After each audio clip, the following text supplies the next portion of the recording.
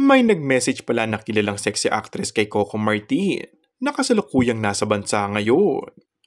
Aminado ito na kung may tsansa ay handa siyang mag-showbiz comeback. At ang bet niya if ever mapanood sa FPG's Batang Quiapo, kaya lang hindi pa niya personal nakikilalang aktor at direktor na si Coco. Kaya may mensahe na lang siya kay Coco nung magkaroon siya ng chance na interview kamakailan. Say nito, "Coco, baka naman. Gustong gusto ko yung makulit na komedyan. Kayang-kaya ko yun."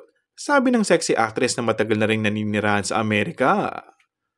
Ngayon pa lang ay kanya-kanya ng hula ang mga netizens kung sino itong kilalang sexy actress na interesado kay Coco. Matapos kasing mapanood sa Viva Max Queen na si Angelica, ay tila nagsunod-sunod na ang ilang mga stars na bet din na makapasok sa serye ng Kapamilya Network.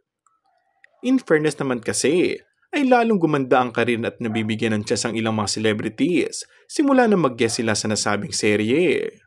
Abang-abang na lang tayo kung mapagbibigyan ito ni Coco at isang araw ay mapapanood sa Batang Quiapo.